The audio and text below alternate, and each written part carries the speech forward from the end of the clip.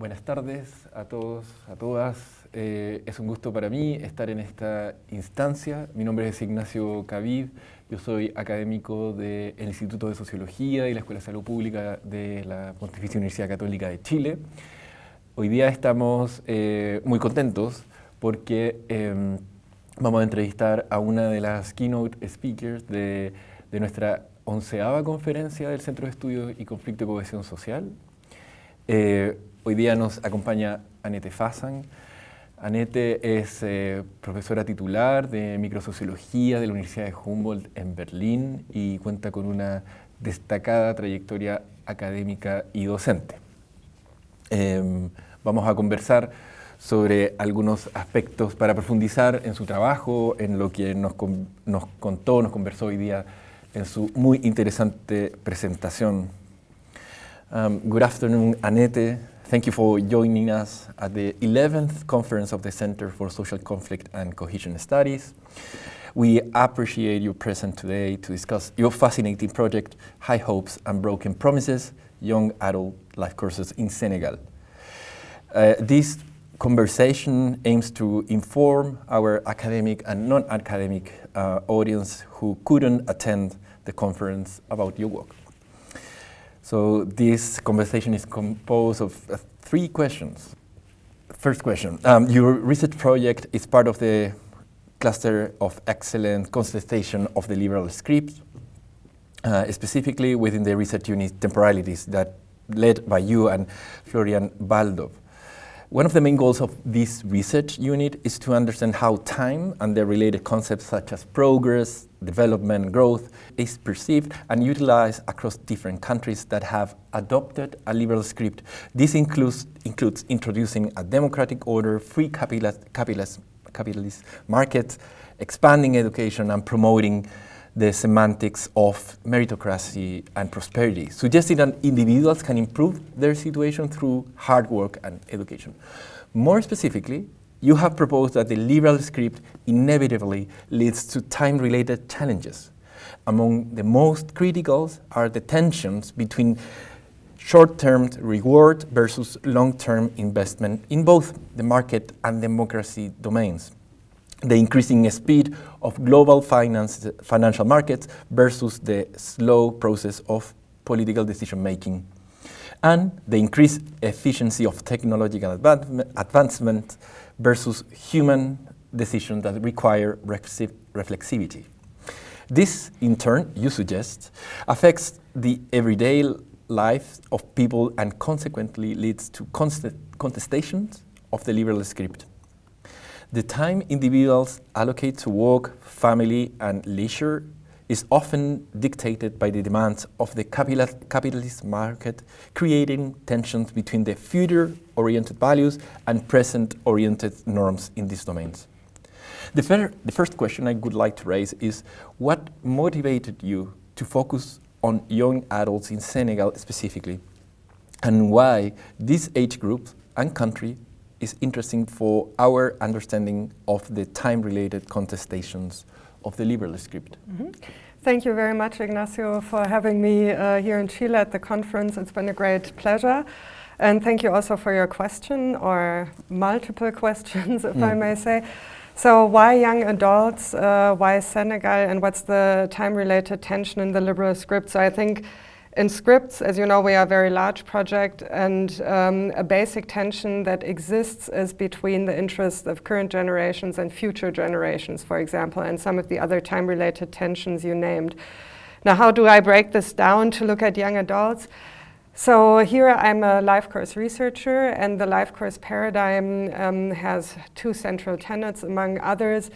One is that social change doesn't only happen rapidly from one moment to the other, but also through the replacement of birth cohorts. So older people dying, young people coming into the world, and in this paradigm especially, this phase of young adulthood is a formative phase in the life course, and young adults are often seen as the agents of social change that will bring about wider social changes. So that's why I think it's a very important life phase to look at when we're looking at contestations of liberalism.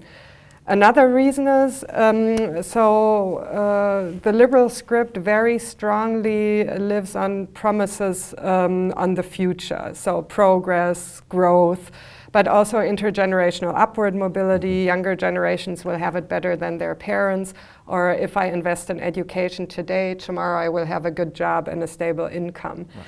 And I think young adults, what we're seeing at the moment is around the globe in very different ways, these promises on the future, both in terms of intergenerational upward mobility, but also in terms of investments that they make earlier in life and the returns they are collecting later in life, are increasingly unfulfilled. Mm-hmm. And what we are trying to investigate in a number of projects in different countries is how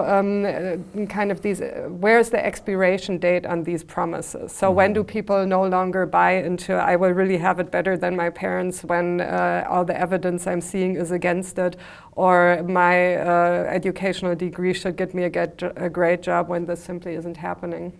And so we did also look at, for example, in the US, this is a big topic right now, but also in countries like Germany, where we at the same time see that young adults are increasingly voting for right-wing parties that challenge liberal orders from within. And Senegal now was an interesting case for us. First of all, it's very important for scripts to look at the liberal model of societies, which of course we discuss a lot what that precisely is, but definitely some order that values individual self-determination highly and also grants options for and regulates options for collective self-determination. And concretely, it often means things like democracy, capitalism, rule of law, property rights, and so on. But so it's very important to us to not only look from sort of a within traditionally liberal, affluent democracies, but to have a global perspective, to look at also these promises of liberalism from around different regions of the world. And I think countries who have been formerly colonized and then became independent, and with this independence maybe came many hopes of elements of liberalism leading to a more prosperous, more equal life also in these regions, are also increasingly expiring in some places. Now, Senegal specifically was interesting because within sub-Saharan Africa, the liberal principles are fairly well implemented. So there's been little violent conflict compared to other countries in the region. We've have several changes of power that were peaceful. There are relatively regular elections. The version of Islam that is dominant there is very moderate, not radical at all compared to the Islamic State pouring into other neighboring countries. There's been massive educational expansion, and within the region it's still relatively prosperous. So relatively strong implementation of liberal principles, but at the same time the promises really remain unfulfilled. So about 90% of the labor market is informal. There are no or negative returns even to education on average, despite this massive educational expansion. And recently, and this actually started after we started our project in Senegal, there was a wave of violent youth protest, and new government was elected and so on. And so we wanted to see specifically how do young adults cope with unfulfilled aspirations when all the conditions are given for hopes to be high, so expectations to be high, but they are simply not materializing. Very interesting. Thank you. That's pretty clear. Your work shows evidence of the increasing delay of life course transition in early adulthood, such as labor market entry, leaving the parental home, and family formation, such as marriage and childbearing transitions. This process can be comprehensively addressed through different notions. One of them is the notion of waithood, which, according to authors like Singerman, Inghorn, and or Smith-Hefner, refers to a widespread pattern of delayed adulthood milestones among young people due to political reasons or economic constraints. Waithood affects both the timing of adulthood events and the age norms involving these events, given that new expectation may arise about when is early, on time, or late. for some adulthood transitions. My second question relates to the agency dimension involved in the waithood process. Specifically, based on the result of your research, one might argue that waithood is an inevitable outcome of life precarity, characterized by social risks such as the lack of sufficient job opportunity, rising living costs to afford basic services and bills, and minimal institutional support. In other words, the alteration of the normative or traditional adulthood life course pattern observed in global South countries like Senegal stem from high contextual precarity. Because of this evidence, early adulthood waithood arises inevitably as an unintentional, involuntary, and undesired social status. I would like you to reflect on whether, based on your research findings, delayed adulthood in a country that has failed to deliver on liberal promises of meritocracy and prosperity indicates that young people's agency is fully overcome. Or by contrast, there are young people who actively adopt strategies to maintain, adjust, or unfold alternative adulthood expectation within this adverse setting. In other words, can a highly precarious context that has failed to uphold liberal promises be seen only as an oppressive force that prevents people from addressing their adulthood expectations? Or can it also be a driving force behind alternative choices and actions regarding adulthood transitions? Mm-hmm. Yeah, very interesting points you're touching upon. Let me try to answer them sort of piece by piece. I will start with the waithood concept. Yeah. So the waithood concept was quite prominent, and I think it's because of its intuitive appeal. It's about transitions to adulthood, like becoming economically independent, forming a family, buying a house, and so on. These things being out of reach and just not happening, and young adults waiting for them to happen. So I think it's very intuitively appealing, but what we increasingly sort of discovered when we were trying to apply it also to the case of Senegal, that it's actually empirically not accurate to describe the biographies of these young people, and also normatively a bit contentious. Because the young adults we interviewed and observed during our research, they weren't, so two things, waithood isn't idle, so many of these young people are very busy in the so-called hustling economy, trying very hard to stay active, to make ends meet, seeking out any small opportunities to gain income that they can find. It's more sort of a very busy hustling activities in the informal economy that don't fit well this idea of idle waithood, of sitting around in the street and waiting until my job comes along. Right. And the other problem with waithood is that it somehow suggests that this is a temporary status. Right. But for many of these young people, this sort of hustling in the informal economy, combining multiple sources of livelihoods, constantly mixing and matching, high insecurity, high volatility, is something that's very likely constant and isn't going to change once they're suddenly 40 and then they will be adults. So I think both this notion of idleness and this idea that it's temporary don't really match the experiences that we are observing in the Senegalese case, for example. But your other question around agency is a very interesting one. And here, coming also again from the life course literature, I think two concepts on two ways of thinking about agency are fruitful. The first one is the distinction between pragmatic versus life course agency, and here time again plays a big role. Pragmatic agency is the type of agency you have in highly unstable environments that make it impossible for you to plan the future. The environment is simply too unstable. I don't know tomorrow, will I have peanuts that I can sell on the street, or will I maybe have water bags that I can sell on the street, or will I have nothing? So I have to always quickly adapt to very short-term opportunities. And then this leads to a sort of pragmatic agency where my prime concern is dealing with the present moment and opportunities and sort of demands in the present moment. And I think this we see very much in these highly informal, unstable labor markets. And what is kind of undermined is the notion of life course agency, where in a stable institutional environment, I know there are reliable returns to education. If I get this educational degree, I will get a job, I will have a stable income. If I have a stable income, I can save. And then at this point, I think I'm going to be ready to marry and buy a house. And sort of this long-term planning that you have to make also for strategic investments is only really possible or even rational in relatively stable institutional environments, and when they're not given, it's more this sort of pragmatic agency. But that places very high demands on constantly adjusting sort of your activities. And I think that's what we see a lot in our interviews. So the time-related dimensions of agency.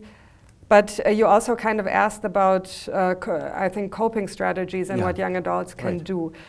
And so here, one focus of our research was on how do young adults cope with unfulfilled aspirations. And there we come up with a typology that we call the RICE typology: resignation, internalization, contestation, and escape. So where resignation is basically giving up, saying it's hopeless, but I adjust to the possibilities I have. Internalization is internalizing liberal norms of self-reliance and responsibility. So if I fail, it's my own fault, blaming themselves or blaming their generation, often for limited structural options. The third then is contestation, when it's really blaming, blaming and naming the structural problems: neocolonialism, lack of formal jobs, and also local corruption, nepotism, and the government. And the final one, escape, we see as irregular migration as sort of an alternative route. By the way, it resonates a little bit with Alfred O. Hirschman's famous concept of exit, voice, and loyalty, where contestation is a bit like voice, and exit is a bit like our escape, emigration frame, but the loyalty and resignation, internalization, I think are very different. So there is some things that are similar here. But when we now look at the forms of agency that actually are happening within these coping strategies, I think there is an important distinction between what Jutta Heckhausen calls, she's a psychologist, primary and secondary control. Where primary control would be, I have unfulfilled aspirations, what can I do? I'm going to try to change the world. I'm going to do everything to get a job. And only when I realize this is not possible, that's of course cognitively a difficult situation. I have a strong wish for something, but I simply cannot make it happen. And all your primary control efforts have failed. You then shift to secondary control, which is changing the way I look at things. So say, okay, I don't have a job, but at least I'm a good Muslim, or but I don't have many worldly desires, or so on.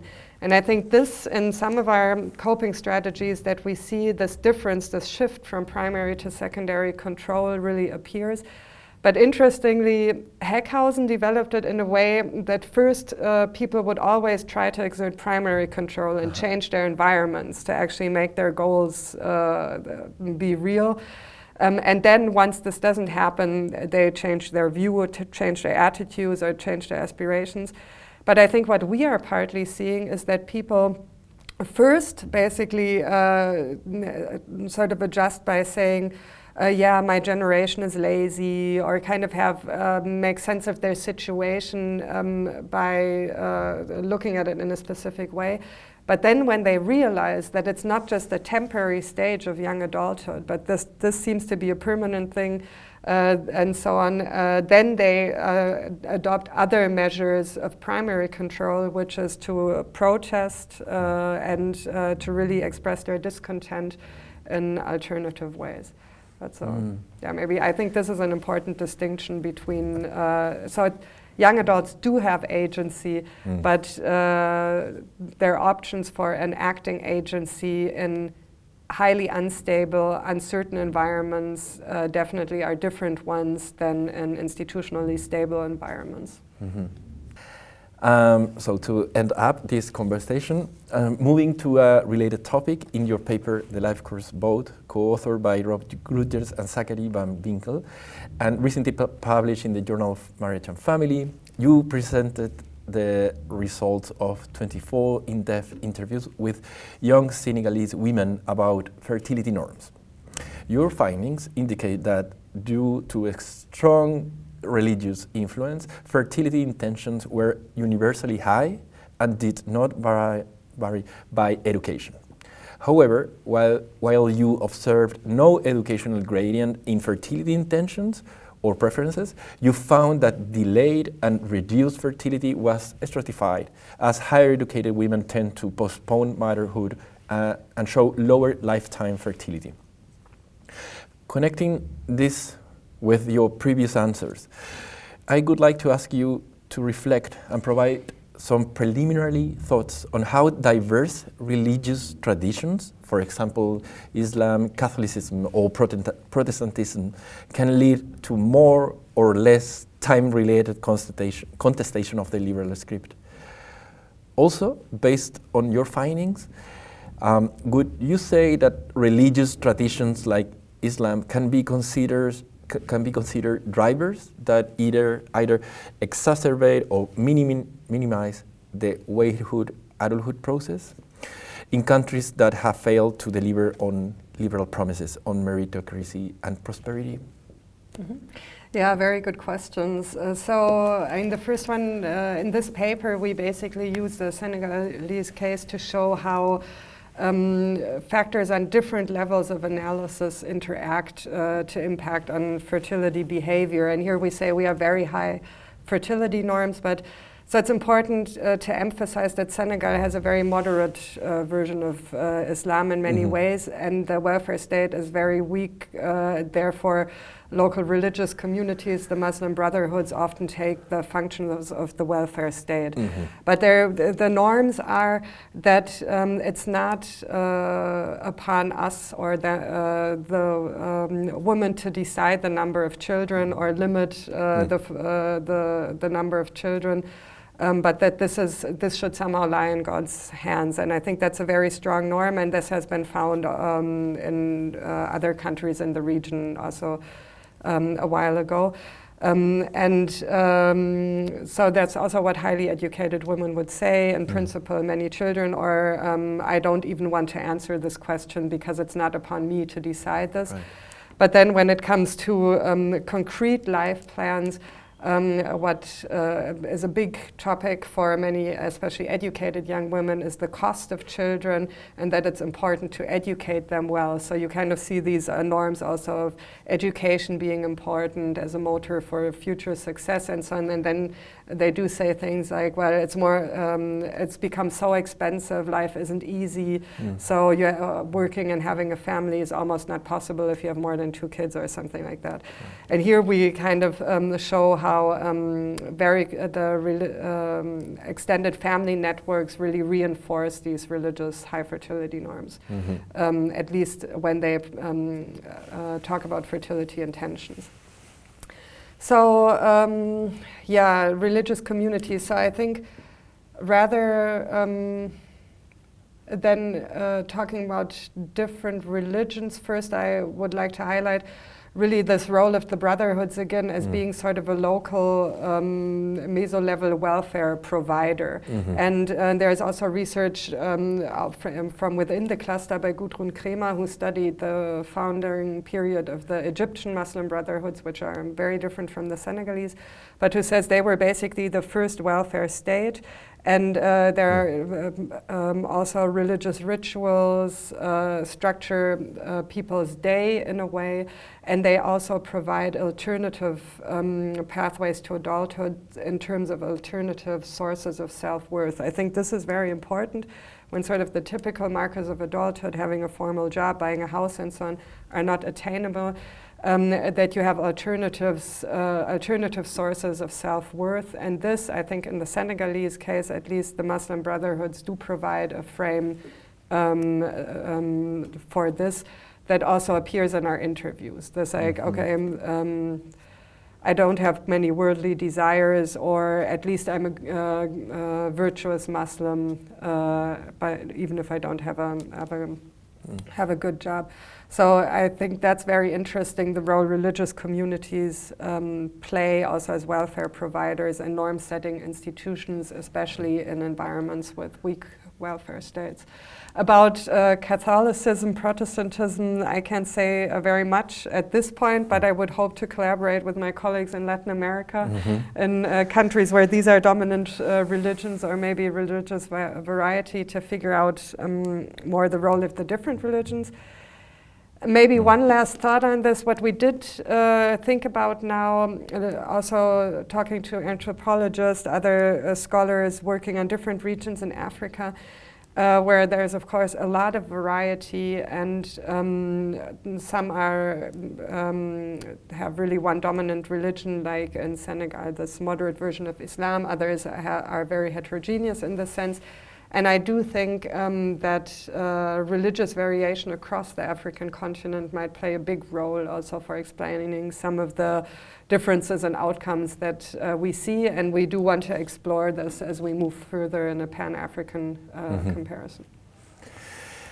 So that's pretty clear. Thank you very much for being with us today and reflecting on these very important topics.